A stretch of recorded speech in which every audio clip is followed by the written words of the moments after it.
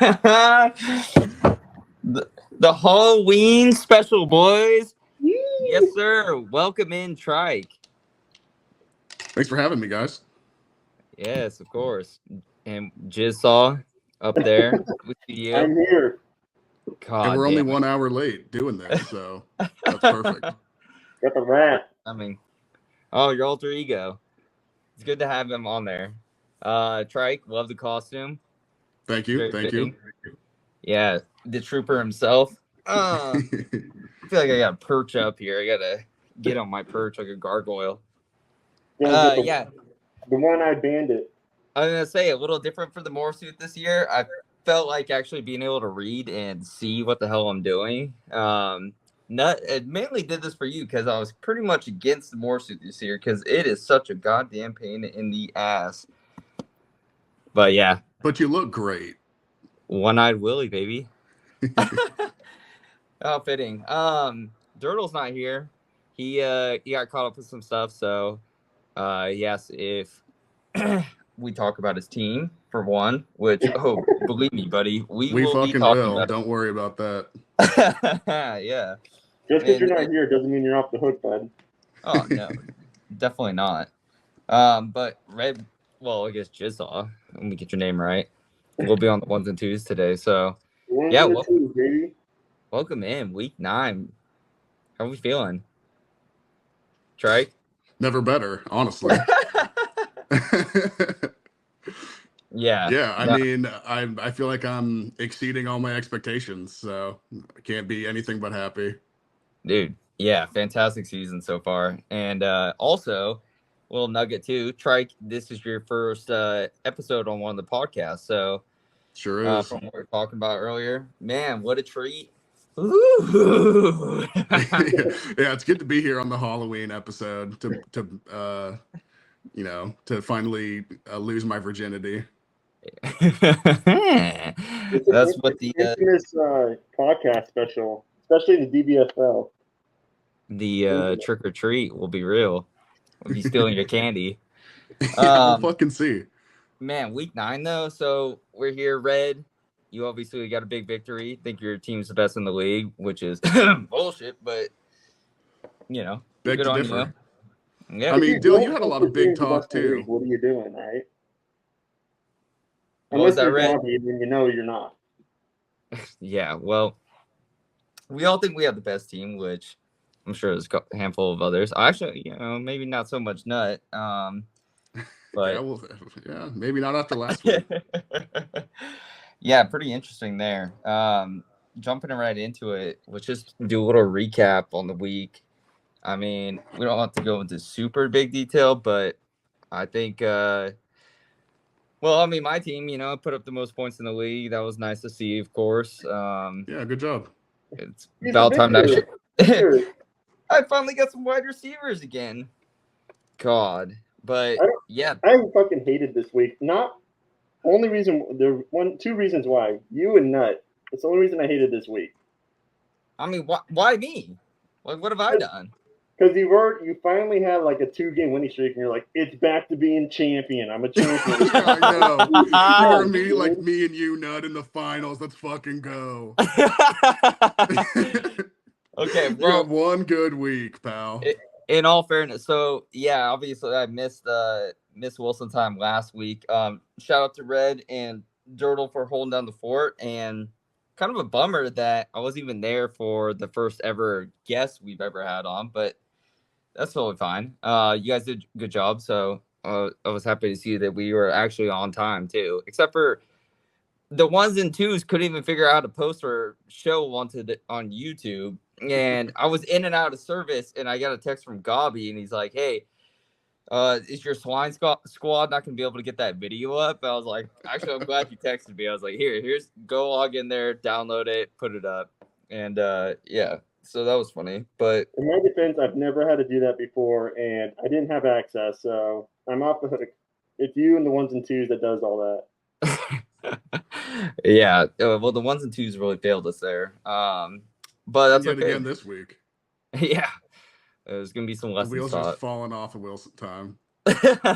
Hey, we're here. We even have the scenery set up this year.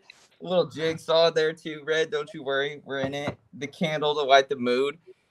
It's not even Halloween yet. There's still tricks and treats out there. You know what I realized? Diz didn't show up today because we made him talk too much in the last one, you know? Well, Got a sore throat. Sit there and do nothing. I was also catching up on all the content today, and shout out to Galby Talks, of course. Shout out Pudley. Yeah, one, I had a bone to pick with Nut. You didn't even fucking include Chase Brown in my keeper little segment there. I'm like, you're not even gonna look at that. That I have 2 keepers. So I don't know. I'm just saying, it's not even just me. Get him out of here. It wasn't me though, just me. I was thinking about some other teams too within all that. So just had to give a little nut dig there. But yeah, Diz talking for 2 hours about Raiders, and I was like, oh my god, dude, if I hear any more Raider legend or lore, I'm gonna lose my fucking mind. It was 2 hours. I was like, that's despicable behavior. I like I don't mind the ramblings and everything, but I was just like, oh, okay, enough's enough. I'm scared. I know Trike enjoyed all that talk from Diz about fucking trading the whole time on Wilson time last week. The whole time. Just please trade me, please. Dude, half the show was you guys trying to make trades. I had to put it on like 2x speed to get through that shit. I was like, enough. Like, do this in your free time. For it to not even happen, it's like we knew what was gonna happen there. Yeah, no kidding. Oh, that was good.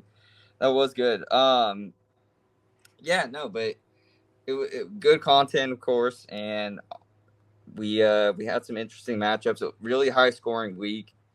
Did you guys feel like there was anything that stood out to you? Trike, we'll start with you. Anything that stood out? Yeah, like any big reactions? Like, for instance, me was cleaner shit in the bed as hard as he did. Yeah, he really took a big poop on himself. I didn't see that coming. Yeah, I thought that would be more of a matchup. Yeah, outside of that, I don't think so. I mean, I was surprised to see you score so many points. Didn't see that coming either.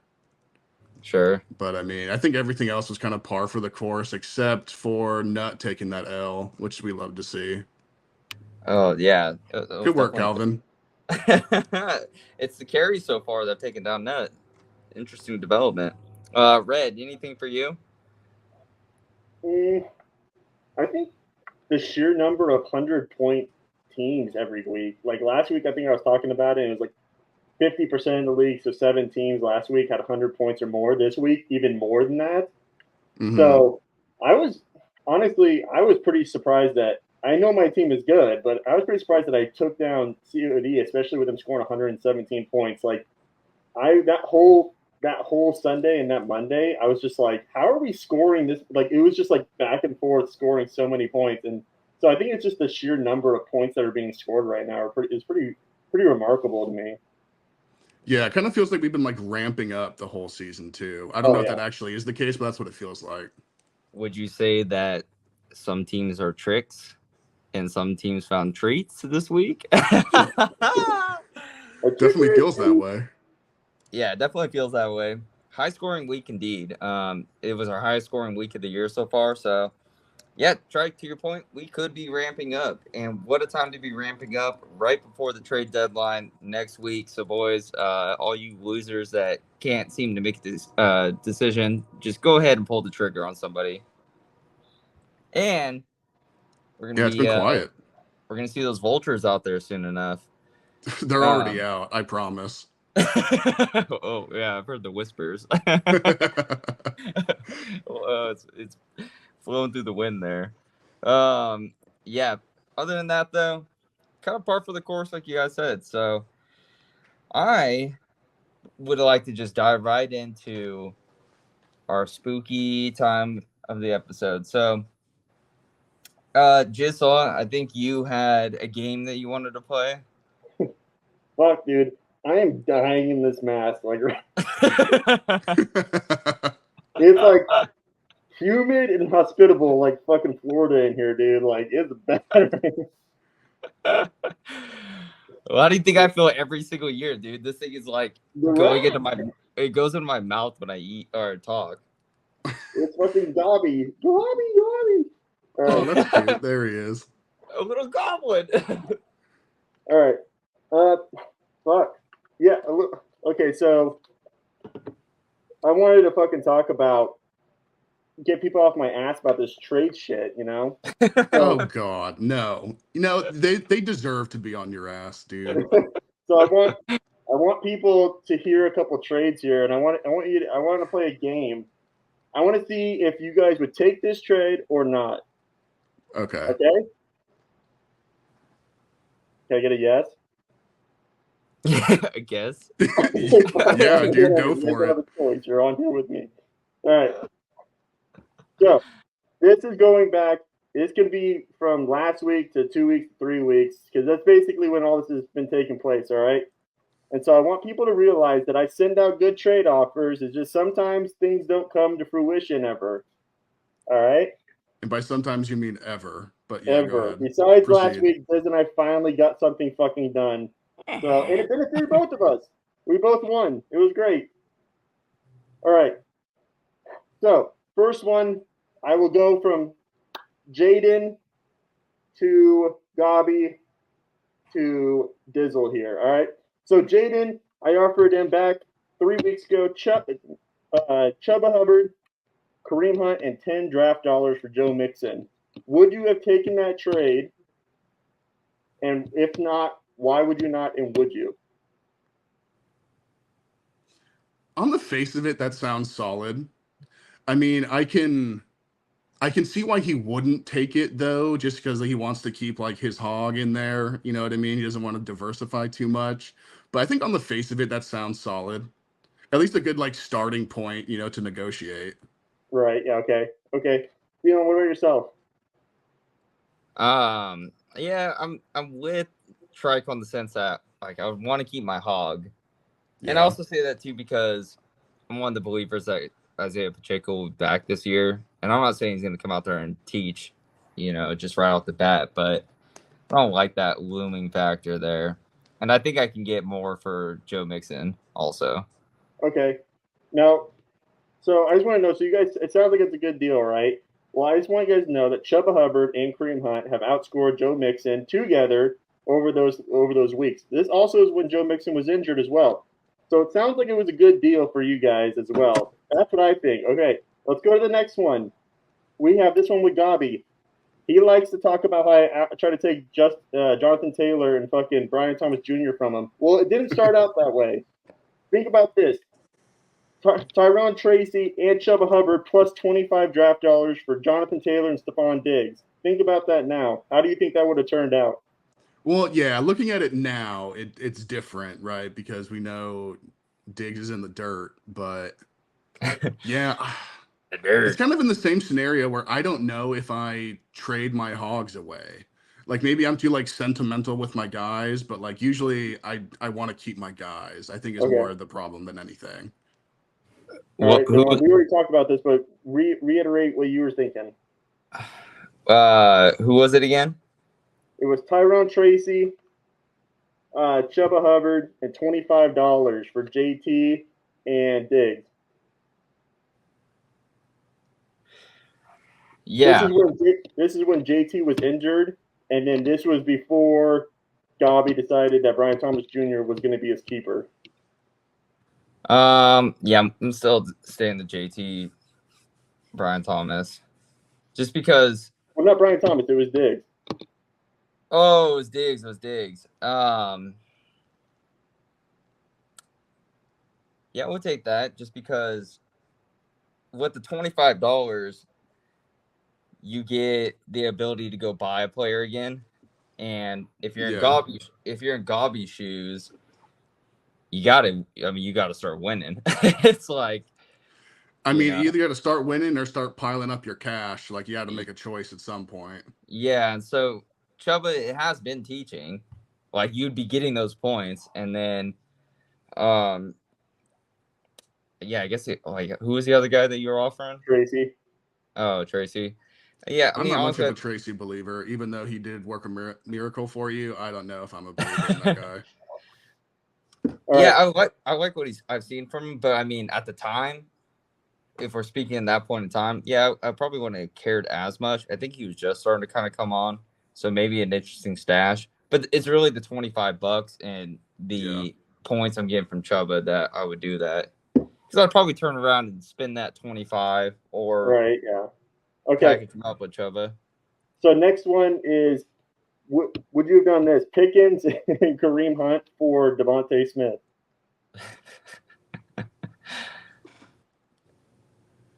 Yes. I mean, yeah, probably.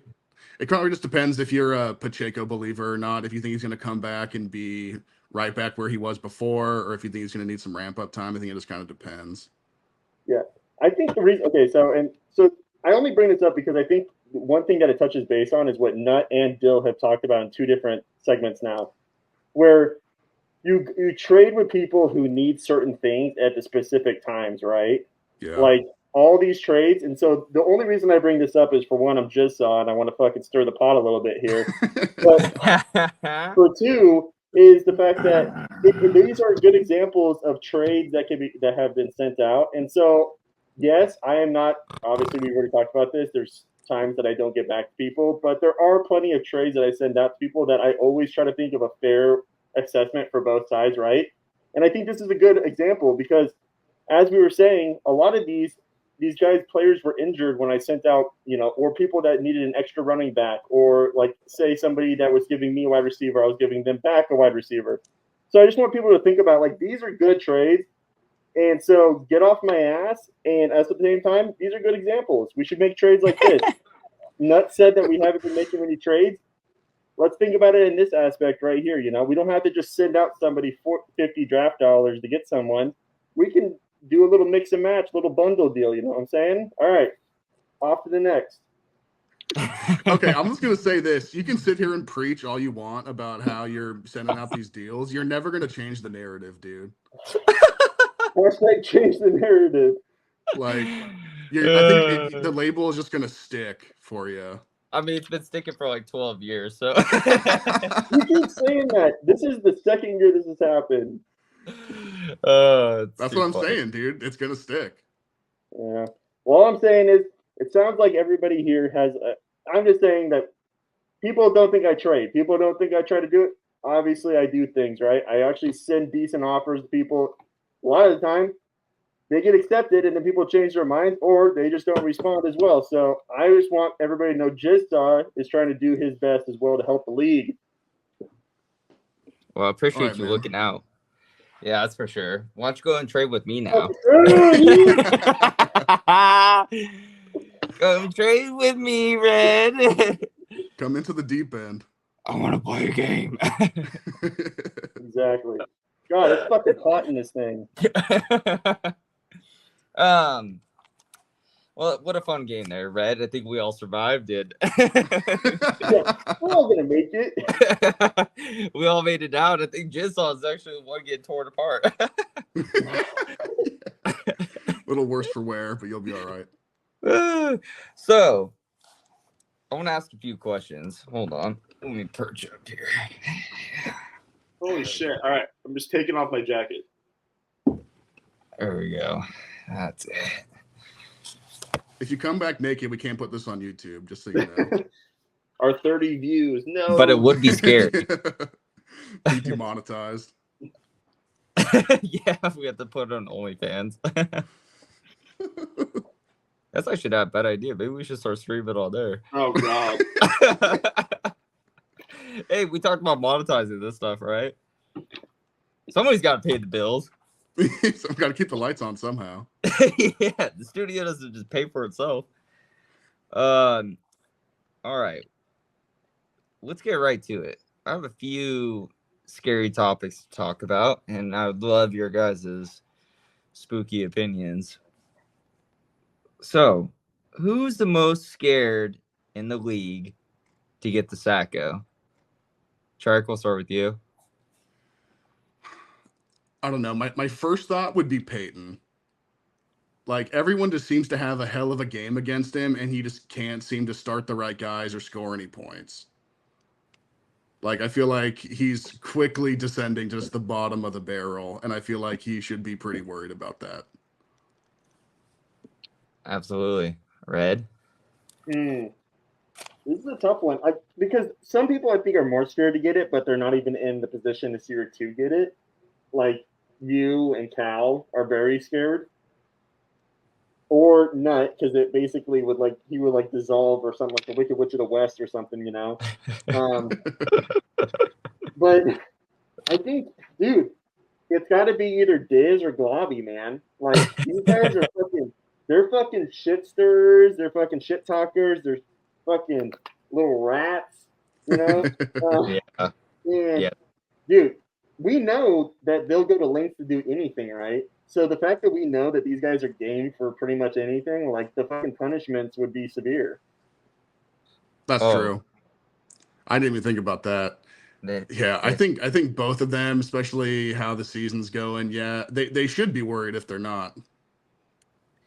Yeah, so I agree.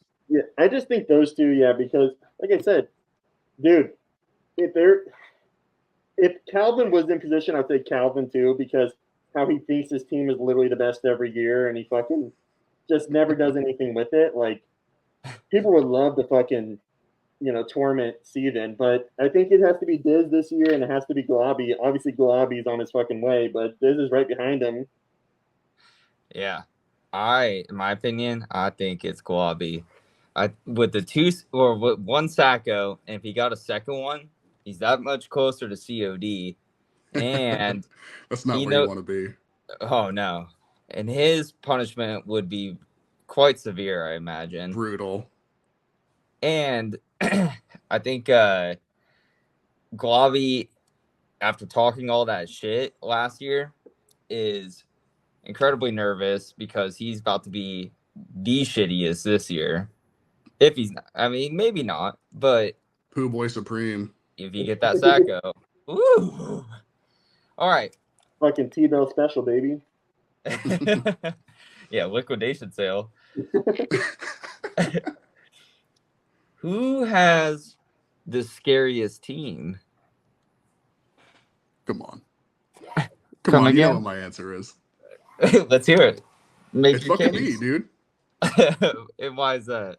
I'm just beating ass every week. I don't know what else you want from me. Steamrolling these kids.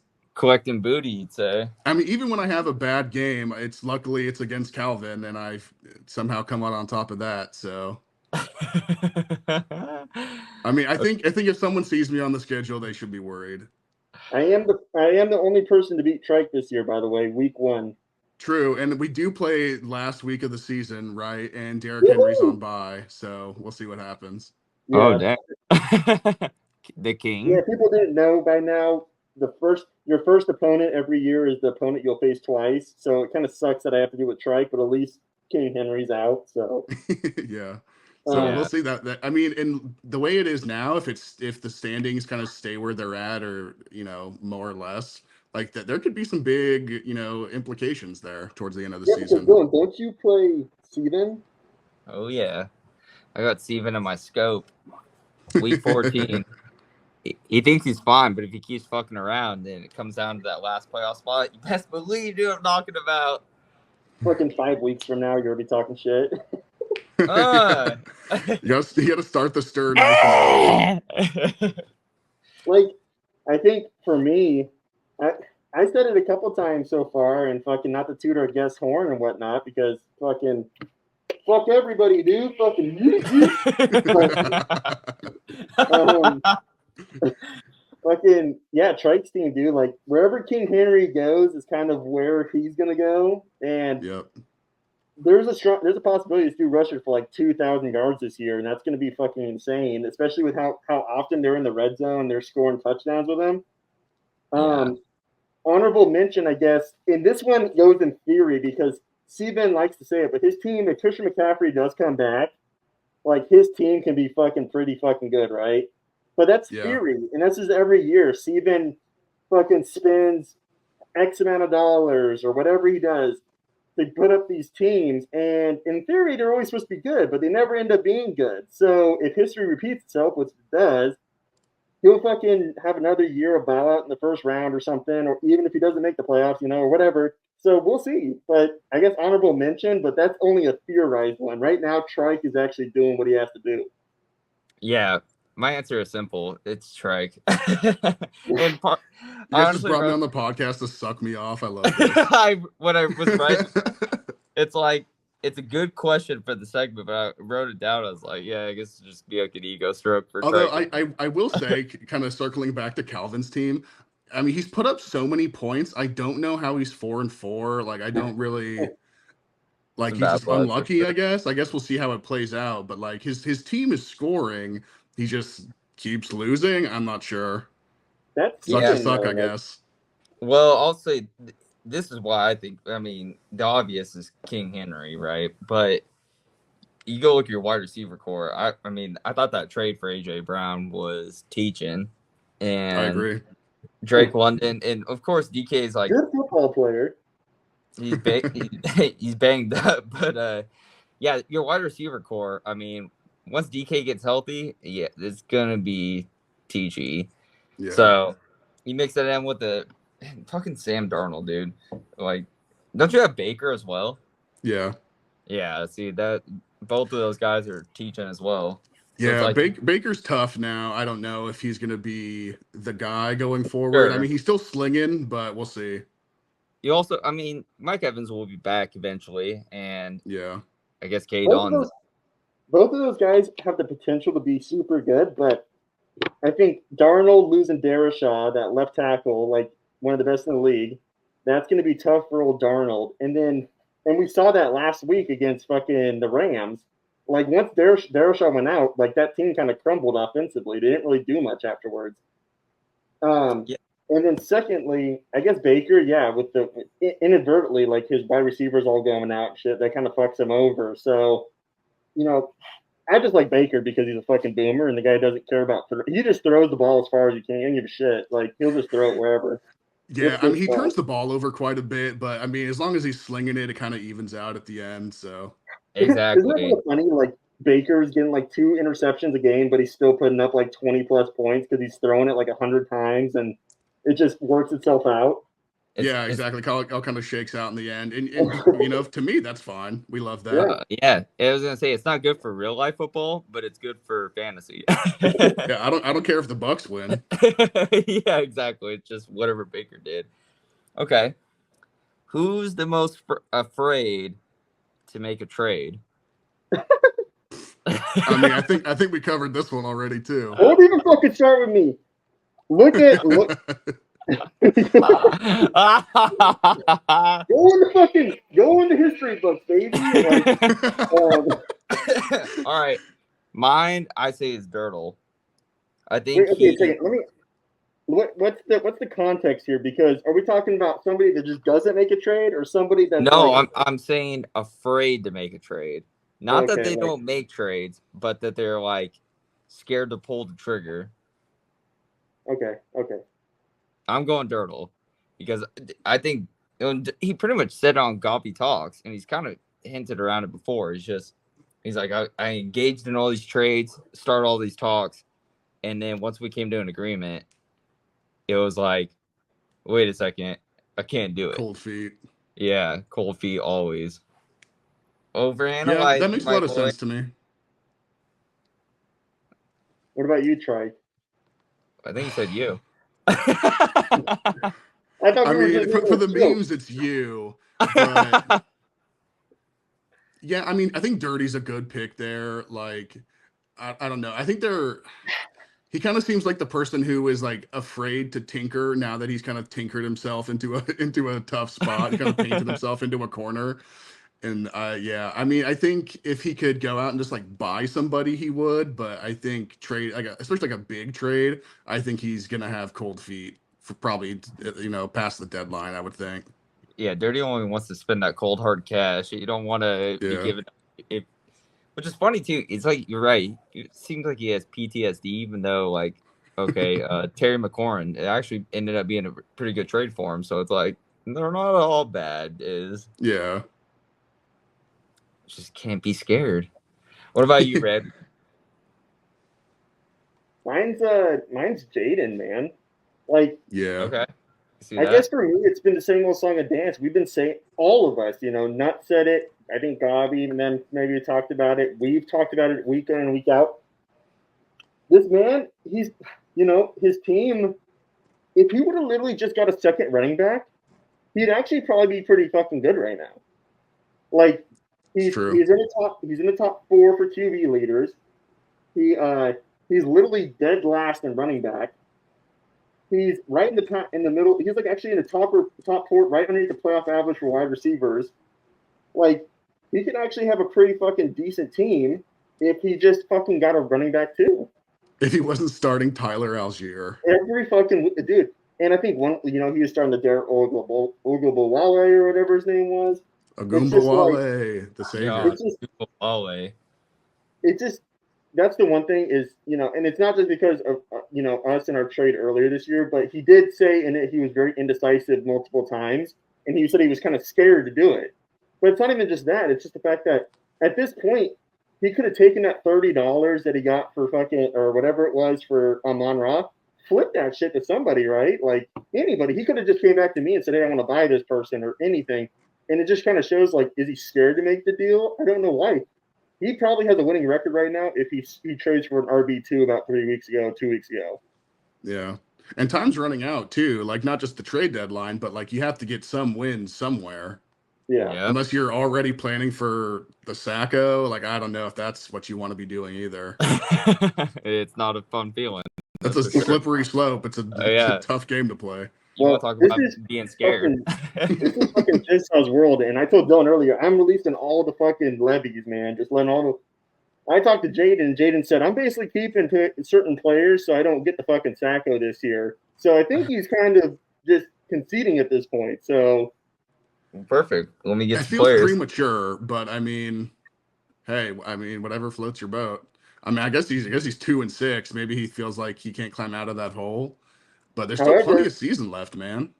Yeah, it's also if he does have what's his money at right now? Is it? He's at 242. Oh yeah. See, I mean, you could still spend $30 and be above the 200 threshold. So. Not a bad move that Jaden could be making. Yeah, I don't disagree with you. I don't know if it's more of a fear or if it's I like my guys. And I'll also tell you guys. I'll also say this too. Jaden and I are the only 2 people in this league in the history that have came back from.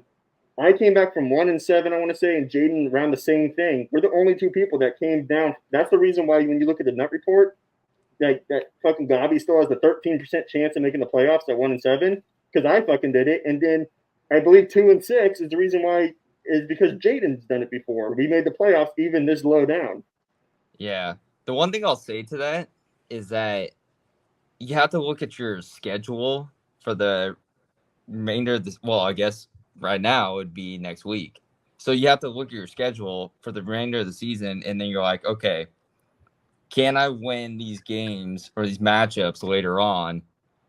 Like if I were to go make some moves right now it's a tough spot because if you go try to get some players and you're spending some cash and you're like, damn, I don't think I can still like win the necessary amount of games left, then it's like, well, I'd rather just make sure I got my cash and prepare myself for the battle down below. For the worst, hunker down for the winter. Yeah, it's like starting to bear down. Yeah, and maybe Jaden did do that math. Maybe he's done the calculus already that he just doesn't think it's gonna happen for him. But on his abacus there.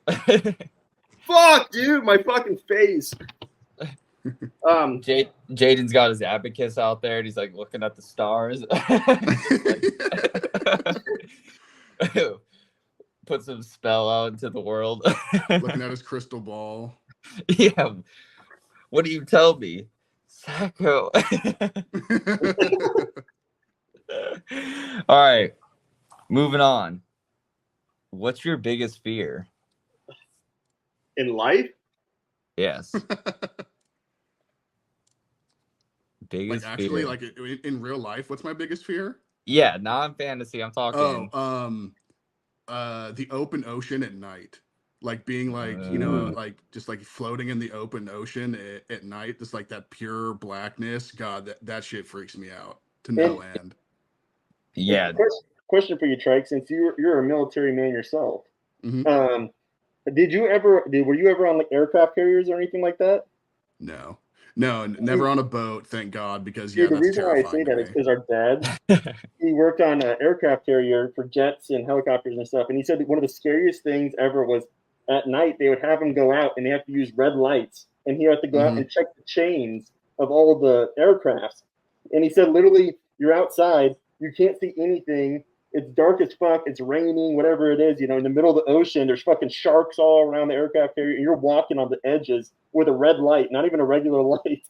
You talk about that's like one of my that's my biggest fear is like going overboard or something and just being stuck in the open ocean. You just be gone. Oh, fuck that, dude. Terrifying to me. He's also talked about how like guys out there and like himself and stuff have seen some like big fucking creatures out there in the middle of the ocean, and you can't tell what the hell you're looking at. And it's just like, yeah, I'm good on that. It's probably a goddamn. It's probably a That's goddamn scary stuff, dude. That's probably a giant kraken out there. Because they follow those boats because like they dump the trash and stuff, and so they have all kinds of creatures following the boat. Like wild. Fuck no. Red. Well, maybe you guys one day, some people can relate to this. Really, actually, Scheimer, but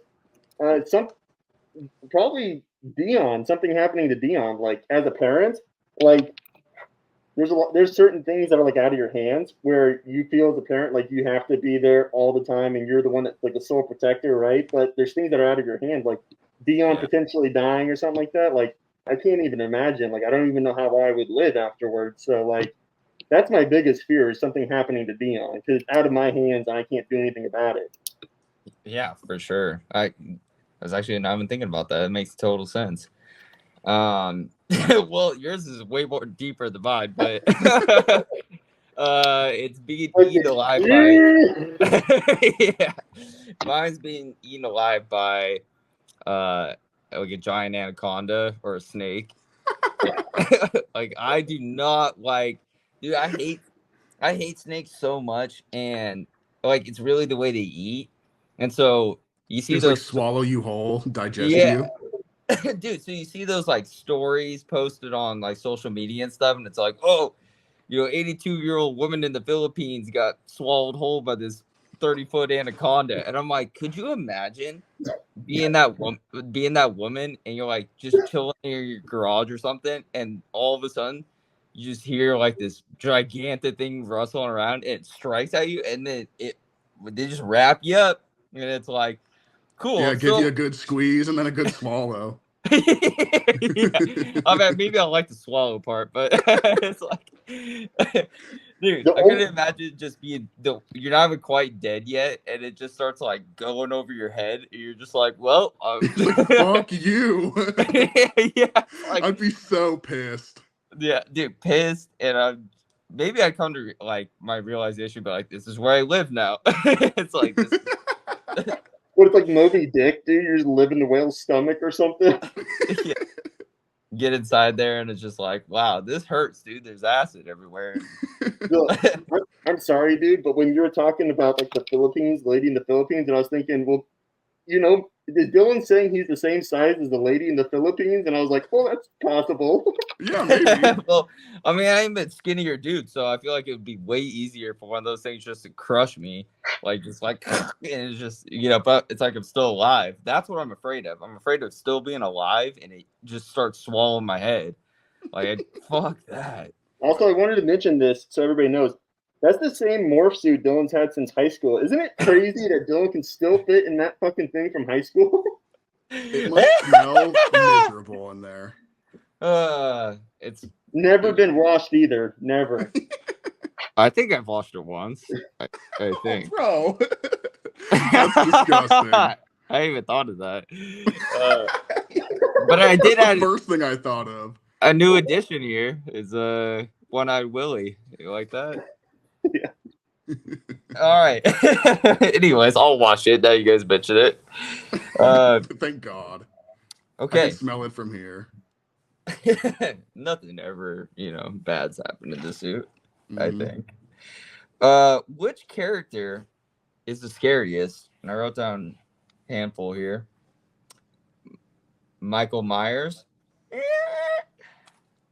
Penny Pennywise, Ooh, Hellraiser, ooh.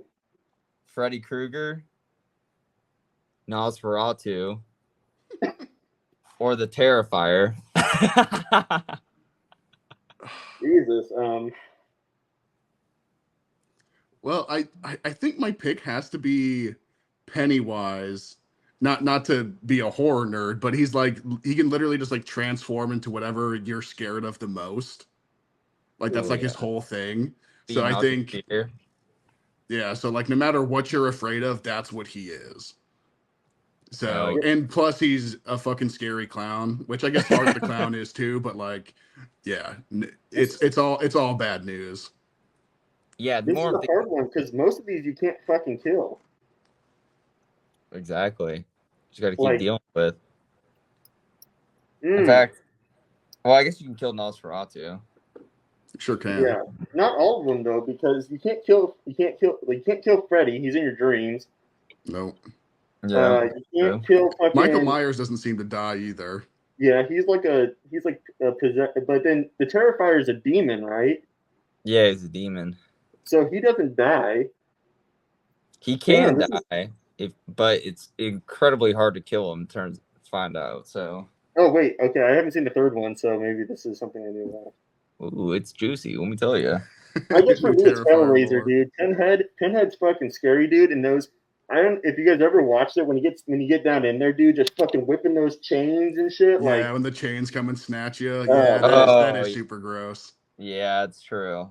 I just like, and you're in hell, dude. Like, and you're not Yeah, getting, literal hell. yeah, you're not getting out, and it's just like you're feeling all of that stuff, and I don't Yeah. know. So Hellraiser, Pinhead's always been super fucking scary to me, and so I guess I go with Hellraiser. Okay, that's a good one. Yeah, he does some fucked up shit to you. So, Yeah, just fucking And torture Pinhead you. has friends. yeah, he's got his friends. Who? Um, I went with Nosferatu.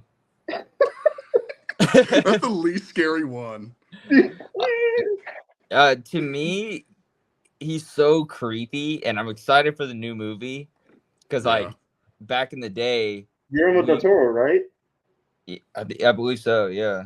Back in the day, in film club and stuff, we had to watch the silent films of Nosferatu, and then Garrett Ockenacher was a big Nosferatu guy, so we used to watch it like growing up and stuff. But the new one, it's just like he's just so creepy looking, and like I think the new depiction of him will make him just like really fucking weird. Oh, it's gonna be Yeah, Bill Skarsgård too. Yeah, Skarsgård, It's baby. it's written and directed by Robert Eggers, who he's an amazing Okay. director too. Like that's gonna be a great movie. So it's like I think of the old Nosferatu. He already creeped me out, and the whole like with vampires, especially biting into the like your veins and stuff. Like I hate getting my blood drawn and all that, and like, ugh, it just freaks me out. So Getting Pennywise sucked though, dry. Pennywise was he was close because I like his whole outfit and demeanor and like the way he like acts and stuff. I'm like, God, dude. I just don't like some of that shit. Dude, So, what about the Jigsaw?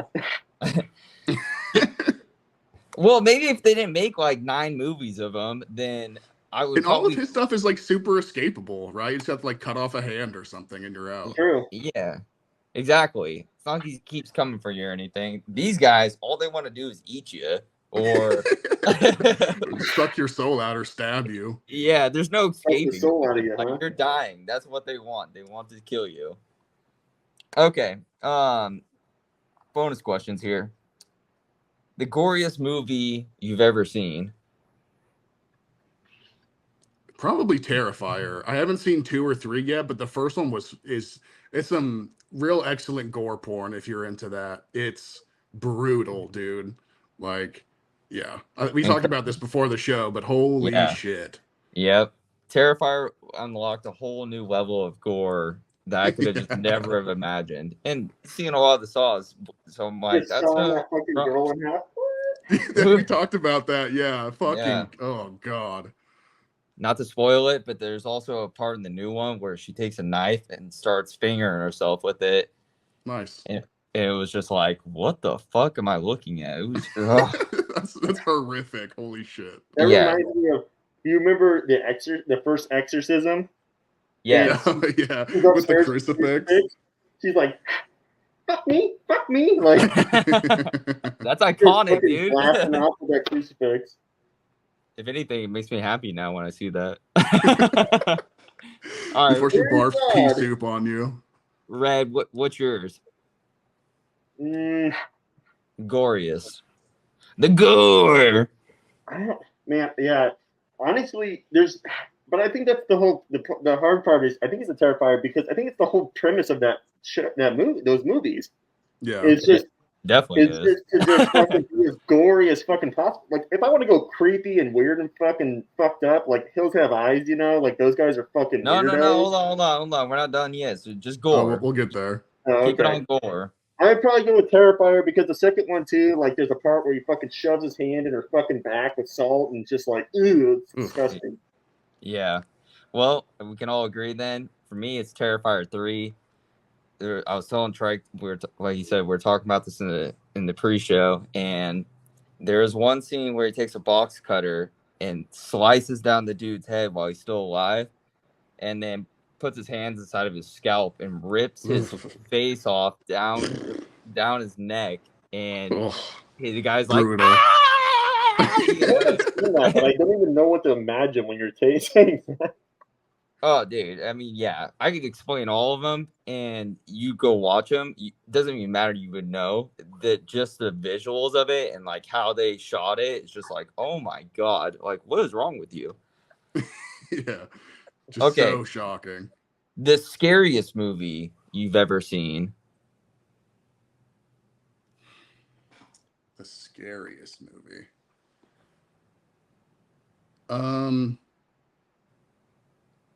For That's a me- tough question. For me, Yeah, I'm not it is. too scared anymore of movies. Like I became a big horror buff when I met Jazzy because she's watched every single one. And I used to get panic attacks. Like Dylan remembers, I watched Alien vs Predator, and I fucking literally had a panic attack because of the face hugger. Like I ran out of the movie theater because I thought fucking the hot dog I was eating had a fucking seed in it, and it was in my chest, and it was gonna burst out. I do remember you running out of the movie theater. It's like, what the hell? Where did you just go? So now I don't really get scared anymore. But back then, I remember watching The Exorcism of Emily Rose, and I literally couldn't fucking sleep by myself for like 2 weeks. Like it was impossible. It was so bad. But so now I watch a lot more scary movies, and I don't get scared anymore. But back then, that was probably the scariest movie I ever seen. I still haven't watched it to this day. Yeah, it's Yeah. funny you say the thing about Alien versus Predator because the first time I watched Alien and Aliens, I was like way too young. Like I stayed home sick, and me and my dad watched them, and that shit scared the fuck out of me when I was a little kid. Oh yeah, it's the when you're watching like especially the face huggers burst out of their chest and how it's like Yeah. and it's like, dude, every time I see that, and again, most of the time I'm stoned, it's like making my chest like oh. Need more Johnny. Yeah, where's Johnny? For me, I think it's The Conjuring. Yeah, like that movie. Well, I don't know because we were talking about this earlier, and Troy brought up Hereditary. That scene with the mom up there in the corner towards the end. Oh my god.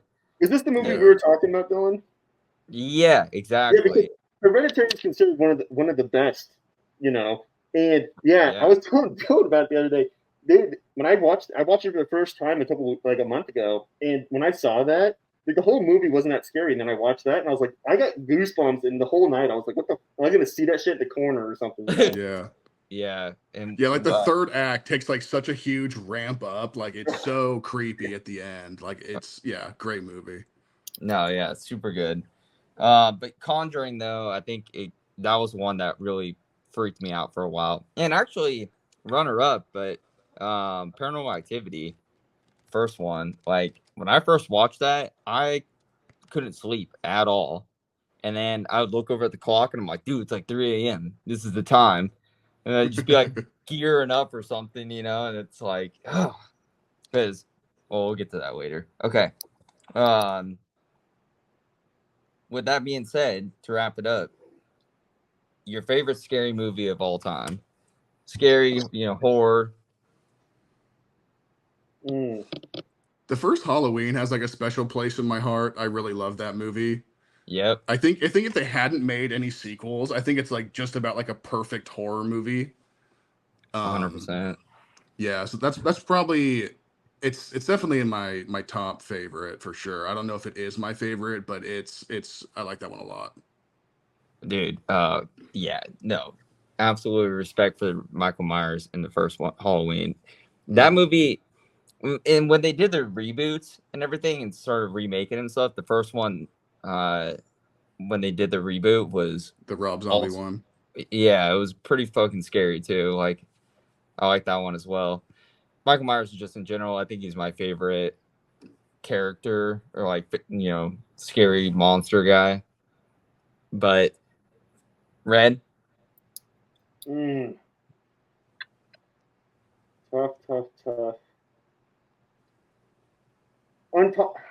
Unpopular one that most people probably won't go for. I'm a big Guillermo del Toro fan, and The Orphanage is a very fucking. I love that one, and a lot of people don't like it that much. But The Orphanage, I love the storyline to it, and it's fucking sad as fuck, but it's also super creepy. Very good movie to watch. But my favorite, and it's got to be a classic. I feel like classics are always the best. Jeepers Creepers, man. Fucking love me some Justin Long. Fucking give me that Jeepers Creepers. Where'd you get those Jeepers? That's another one I watched way too young, and that scared the fuck out of me too. Yes, but dude, also, absolutely, dude, Jeeper or whatever the fuck his name is, the monster, man. Like, ultimate fucking monster, dude. Like, I love that guy. Like, and has no mercy. Dude, he just wants that skin, baby. Him and his wagon and everything. And also, I feel like growing up in Roseburg, watching that movie that young, there'd be like times I'd be driving out through Melrose or like Garden Valley or something like that, and I'm like looking down the fields and I'm like, anything swooping? Dude, if that song came on like the radio or something when I was out doing that, I'd be like, no, absolutely not. We're going home. I'm out of here. It'd be fucking hauling ass, dude. There's no way. That's actually a good shout out, Red. That's an OG for sure. I think for me, it's Texas Chainsaw Massacre, and that was like you were saying, the classics and everything. That was one of the first like scary movies that really got to me, and with it being based off a true story and everything.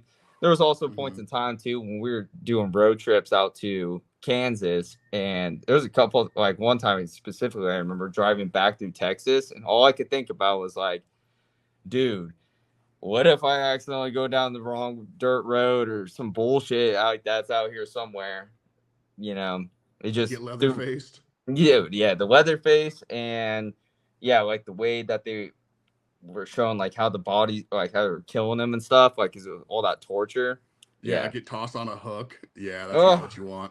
Dude, yeah, getting tossed on the hook and just getting waiting to get chopped up and hacked up and shit. No, thank you. Also, favorite trilogy or favorite series is going to be Devil's Rejects for me. That's fucking juicy right there.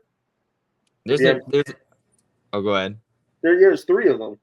Yeah.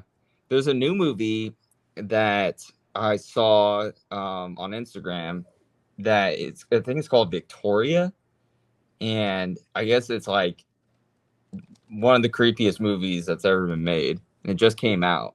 I've never even heard of it. Excuse me. Globby, get off his shoulder. Get back in your cage. Okay. Question before we move on to the matchups and everything. So Trey, you were in the league and then you left the league and you came back in the league. What was one of the biggest things that you missed about being in the league when you were out of it? Or give me a couple. I mean, like, most yeah, of it was honestly probably the biggest thing is like not being in like some kind of like group chat or not being able to hear all the shit talk and not being able to talk any shit to anyone. Like it was mostly like the fantasy football stuff was kind of whatever for me. It was mostly it's like being involved with all like the periphery stuff, right? Especially now that we have like all these podcasts, we have so much content around it. It's like it just felt like I was so distant from like the whole group is really what yeah. it was, I think. Was when you 100%. came back? Was it like fucking? Because when you came back, right, was when the auction was already there and everything like that. Like, Yeah. Well, Red, yeah, did that draw you more into fantasy when we started incorporating more things like that? It definitely I have to be a lot more involved for sure. Yeah, Like yeah, like I feel like I mean, I guess I was out for quite a while, like 5 years, but it's like I felt like I now have to do so much more research and really stay on top of it a lot more than I used to. And part of Mhm. that is because I like doing it, but it's yeah, I definitely feel like it's much more involved than it was previously. for yeah. sure. So it's funny, right? Because actually, those are some of the questions I had written down for Trike, and one of them was comparing your draft era experience to your auction era. I mean, I definitely prefer the auction. Like it makes the draft a lot more fun. Like and Right. I do feel like there's a lot more like strategy that goes on. Maybe not so much like in player evaluation, but it's just like knowing who you're bidding against, recognizing who has how much money left and that type of thing. It kind of makes you, you know, take a look at like how you construct your roster a little differently. Yeah, Yeah. definitely an improvement. You know what's funny too is like some of the funniest moments in the draft come from when we're doing the actual draft. Like I remember Dylan talking about Brees Hall being in that hamster wheel on the sideline. We were all.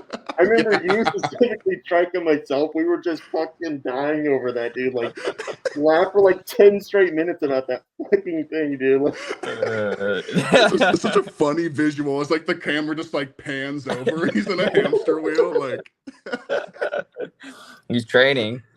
Yeah. I'm ready, coach. He looks geared up.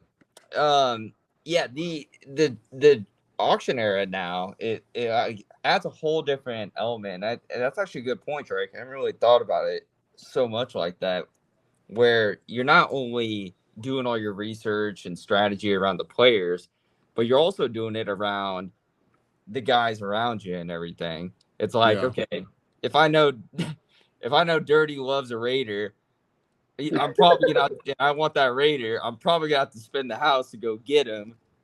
You know what I mean? Yeah, So it's you're like, gonna have some competition there. yeah, or just a little more analytical. But if you know, okay, for instance, Calvin is never gun shy to go blow a fat load on a player when he shouldn't. And so it's like, if I know that he likes that player, like Bijan, it's like, all right, I'm probably going to spend upwards of like 70 something bucks to get him if I actually want him, you know? Yeah, or if you find yourself like if you know in a bidding war with him, you're like, okay, well this guy isn't gonna let off the gas. Maybe maybe I should save my money here. You know, look elsewhere. Right. So let me ask you this. How, because you last year, it was a pleasant surprise that you weren't afraid to pull the trigger. You're like, yep, let's go. And I'll never forget. It was one of the funniest moments for me last year.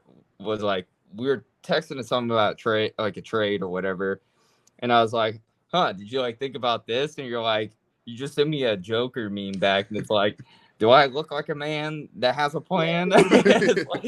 Yeah, well, I mean, last year, because like the draft was like such a blur because like I didn't know who the players were. I was so like I didn't have any context for like which teams were good and like who was in a better Yeah. situation. I had none of that. I pretty much came in like almost blind. I didn't have time to do a lot of Like, research. yeah. And so once the season started, I was just like, fuck it, let's like pull as many levers as we can. Let's just like you know What's what I this mean? Just bug like let's do? just fucking tinker around, try some new concoctions. Like let's get weird. And so and a lot of it too was just like I wanted to like what I really wanted was to like try to make a trade with almost everyone, just so I Oh, could nice. see like what like the strategies were, who traded how, and that kind of thing. Find out who the sharks are, which I had a good idea, but you know, you want to test those theories out.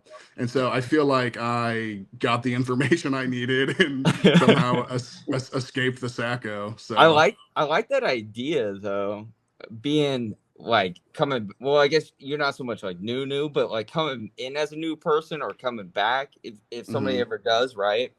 Like trading with everybody in there. You're like, okay, let me see how this person like interacts with me. You know, Yep. who's trying to rip me off? Who's just trying to buy? Who seems like they're Yeah, safe I learned trader? some fucking lessons, but you know, yeah. Yeah, I mean, that was like the whole purpose of it, right? Is try to like figure right. out how people do business. And so, learning from those lessons, how's trading going for you this year?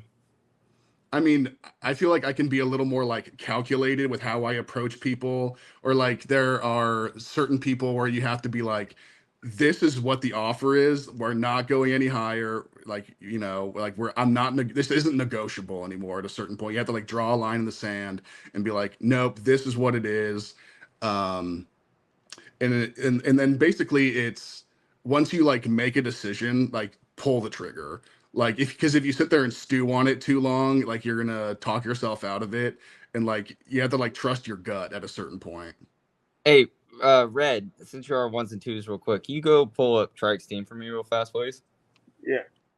Um, so one of the trades that I really like that you did this year was the AJ Brown, and what'd you get in that $30? Was it Yeah, $30, Roma Dunze, and Dunze seven yeah, seven fucking Fab? whatever. Yeah, fab. Got you. Okay, and then you got AJ Brown. So Yep. to me, I mean, full transparency. I actually enjoyed talking about some of the trades and what's from the juice rip this Mhm. year.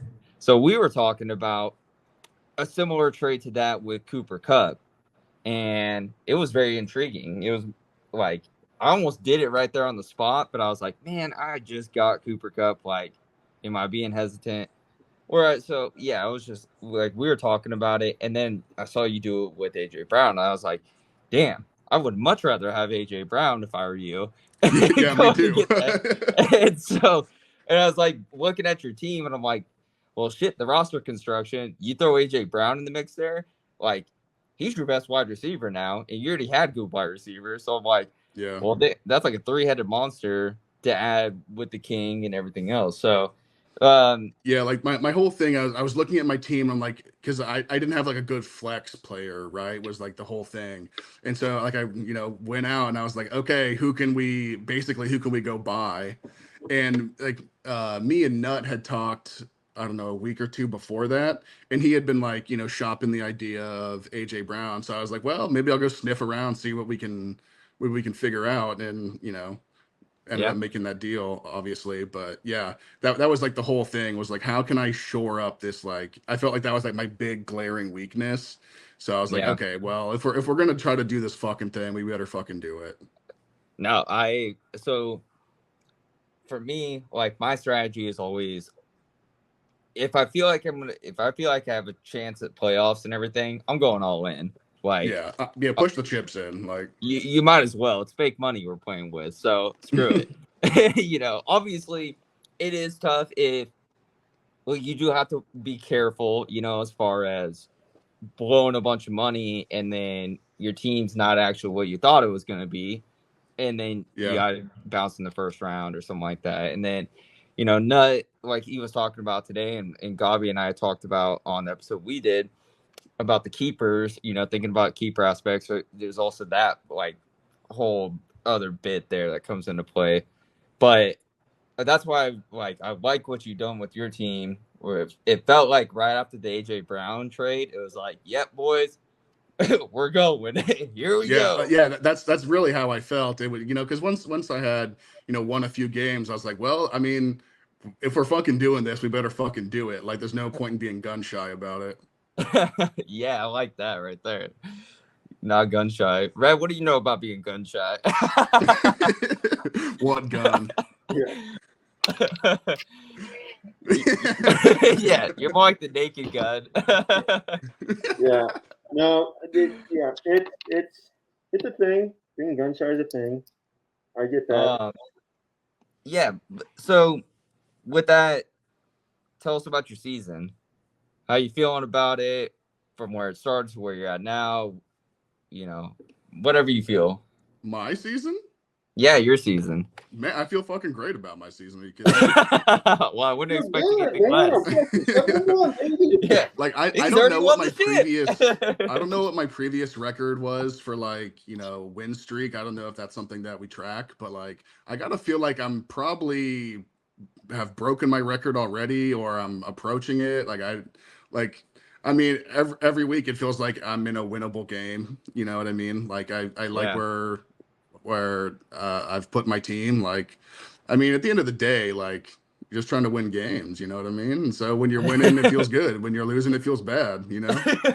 Yeah, I like feeling good. And I'm winning, so it feels good. I know it's actually been pretty impressive that you pretty much been number one on the Nut Report every goddamn week. Annoying for the rest of us. First few weeks because I stumbled against the mayor the first week. We had a bad outing. Yeah. But then my ascendancy to the top. It must be right here, buddy. Bam. Yep, there it is. Thanks. What was the score of that game? I can't even read it. 98. I got fucking shitted on a little bit. Teachings. My boys just didn't bring it that week. Yeah. Yeah, well, you had that Mostert in there too. I remember that. Yeah, what a mistake. Yeah, I've never trusted a dog. I mean, he came through for me this last week, so I don't want to talk too much shit, but yeah, does it? Okay, how do you feel about B. Johns being like a Dolphins fan for the entire time we've known him, and then all of a sudden now it's like, well, Dolphins have been sucking, so okay, I shouldn't say it like that. Now he's talking more about the Chargers. What's your take on that? So I've known Brandon for a long fucking time, right? And I have a hard time knowing if he's trolling or not. when he does this, I think he is. I think he's fucking trolling, and it's especially good because he gets such a reaction from it. Like I think if no one said anything about it, he wouldn't do it anymore. You mean fucking Diz and Cal? Yeah, Diz and Cal. I think that's the whole thing. Not to like give his game away. I don't know if this is actually what he's doing, but it sounds like he's just trying to rile those boys up, and it works every time. Yeah. So I think he's gonna keep doing it as long as they keep getting mad about it. So carry on, guys. If you like seeing lightning bolts in the fucking chat, carry on. It's very true because I feel like, well, Brandon and Gabi are like the biggest trolls in our league, and it seems like, they'll just do whatever all the time, and you can't tell anymore because it's like you can't tell if they're talking shit or they're talking sense. So you just lean towards them talking shit or talking sense. All right, see, I'm so confused. I can't even fucking put it together. But yeah, I'm like, dude, you gotta ride with your team. You can have a second favorite team. The Chargers are my second favorite team. That was my first NFL game. Red and I went to back in the day, and I had a LaDainian Tomlinson jersey growing up and everything. Like, freaking sick. But like, if the Cowboys playing the Chargers, dude, I want them to whoop their ass. And like any day of the week, if somebody asks me, like, oh yeah, we want to talk about NFL, I'm probably talking about Cowboys like 99.9% of that conversation. Yeah, and that's the worst. We hate that for you. Yeah, that's ultimately just as bad. Well, hey, yeah. Honestly, good, right? Sometimes it feels worse. Actually, sometimes it's pretty fucking bad for me too. Yeah, especially when they're just like when they're dog shit, and all I hear is like, "It's our fucking year, boys." You're just like, dude, what are you talking about? Would you guys? It's just my thoughts, but I feel like we've been a little more tame as Cowboy fans. We're going all the way. I can't stand you guys. I can't stand it. Well, there you go. I guess Dude, I mean, it was you guys. You were doing it at the draft. Well, that's before the season. You're like, it's our fucking year, boys. Now that we're asked, get the bag, we're gonna go. I guess what I'm saying now that we're This asked, is my it's like, quarrel with it, Dylan. My quarrel was all I heard last year is Dak Prescott. who's second MVP voting? What do you want And from me? okay, dude, yeah, but then he fucking starts having a little couple dog shit games, and it's just like, fucking Dak, wish he never was on the team. Wish he never got signed. You want to talk about flip flopping? Oh my god! Fucking fucking Jerry Yeah. Jones, dude. Calvin, every year you would think that he has a shrine in his house for Jerry Jones, and then as soon as you guys start losing, fucking get rid of everybody, dude. Jerry Jones is fucking senile. Okay, Hope he dies in the off season. I think he is senile. I straight up. We're actually. We knew that 5 years ago, buddy. We'll finish with this. I think we're slowly getting off the Jerry Jones train because like when you listen to him talk, when you see him, it's like, dude, you are not there, bro. He picks players based on their meat, dude. I know. It's like, on their meat. Dude, yeah, he was talking to, I think it was JB Fox, wasn't Yeah. it? Yeah, JB Fox, and he was out there, like JB Fox was out there practice, and Jerry just casually drops a comment about how big this dude's schlong is. And then, Such a wild thing to say. yeah, he's talking about like how he sees the ball in the locker room. I'm like, Jesus, man! Like, I was It's like, first of all, old man, stay the fuck out of the locker room. what are you doing? Yeah, what in the there? hell are you doing in there? I was like, as soon as he dropped the first line, and it's like, then he just kept going with it. I was like, oh my god, please, Jerry, shut up! Like, you're killing me. But yeah, so we're slowly getting off that. Like, he's losing his mind. He's like, Chris, remember we were talking about earlier? I'm pretty sure he has like a little Secret Service mic in his ear that somebody's telling him like, hey, camera's on you. You need to like move your head or like.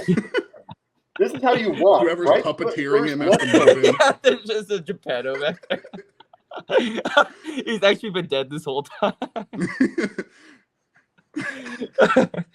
I mean, it'd make a lot of sense for the moves you guys are not Yeah, making. honestly. Yeah. Well, anyways, enough about the Cowboys. We'll move on past that. Yeah. Okay. So, Trike, my final question for you: Mhm. do you believe in ghosts or the paranormal? Not at all. Not one bit. Whoa, really? I was not expecting that. Show me some fucking evidence. Like, it's my whole thing with the paranormal is I am a non-believer until I see some good evidence. Like, if we end the podcast and I see a fucking ghost in my house, yeah, I'll believe in ghosts. But until then, no. I don't believe in fucking pixies and elves and unicorns either. Like, I don't believe in leprechauns. Like, no. Yeah, what if you see You see a leprechaun every day.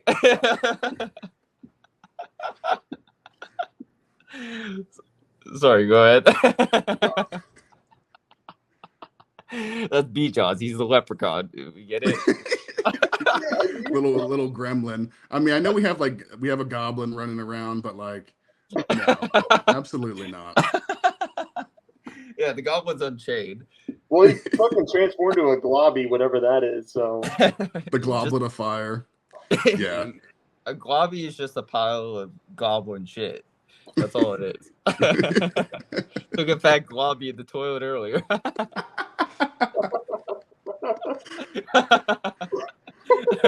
Nice floating globby. Yeah, I'm sticking out. Okay, so nothing at all, though. So you're saying No. you need to have concrete. And what do you mean by concrete evidence? Like, it has to, like, something would literally have to be right in front of you, or could it be like some, like, Show me some fucking credible science. study? Like, show me something. Like, I have yet to see any convincing evidence. Let me just say Like, that. If like- there was like an upside down that you saw. Yeah, exactly. Or if I'm not gonna trust some like grainy YouTube video that someone doctored or not. You know what I mean? Like, I'm not gonna. That's not on the menu. What about for the me. UFOs, dude? Okay, there you go. Aliens. Yeah, I am more likely. I'm more inclined to believe in aliens than I am in ghosts. Okay, fair enough. Fair enough. See, In guess- an infinite of space, like it's not impossible, right? Do you- But it's do you enjoy ghost stories? Oh, of course. I mean, I love horror movies. I love all that paranormal stuff. But it's just like in the same way, I don't believe the Matrix is real. Like I don't think we're living in a simulation. Like, it's just like show me a ghost and I will believe in it. How about this? What if we do the next draft in the fucking Gallows in fucking Paris, and we go to see the Upside Down? I mean, sure. Show me the Upside Down and I will believe in it. As But- above, so below. Yeah, I like that movie too. By the way, I watched that. Yeah, one. that's where we're gonna go. Our next Yeah, I draft mean, will be down do there I in the want to go fucking- crawling around in the Paris catacombs? No, absolutely. but I don't think I'm gonna find a portal to hell down there either. Probably a bunch of fucking heroin addicts and fucking rats. Like, Yeah. So will you find a That's what DVFL Globby hangs championship out. down there? Well, maybe somebody will maybe there'll be like a demon down there, affects your body, and drafts your team. You get the best team ever. yeah, maybe, dude. Well, I'm telling you one Is thing, that good dude. enough for you? Elvis was haunting us at the Elvis house. I don't know what I saw there, but there was that motherfucker standing there looking at me and Red sleeping. Now, Yeah, you know what that's called? It's called fucking delusion, is what that's called. maybe drugs. Who It's knows? called. I took too many drugs, is what that's called. Dylan had a succubus fucking sucking him out a while back. Yeah, actually, I'll tell you a little story. So, Okay. a couple years ago, I went to Tulum with my ex and a handful of people, and came back. Got in super late at night. I think it was like 2 or 3 in the morning, and I was just dog tired from teaching all week. And Teaching her all week. and so there was like my ex, she had told me a couple times before that like she used to sleep on my chest towards the wall, and she would hear like there'd be times that she would hear something behind her and it would say like turn around, and she was like, I'm not fucking turning around, just didn't do it. And that was that. We just kept going, I never heard anything, never saw anything, so I was like, yeah, whatever. It's But- Dylan like trying to get her to fucking suck his dick or something. Turn around. So we came back though, right? And went to bed and everything, and I was having this super vivid dream, and it was literally my room, exactly where I was laying, where she was laying, and I was looking over towards my closet. My closet has like an open door, open roof thing on it, but there's a crawl space above Nice. it.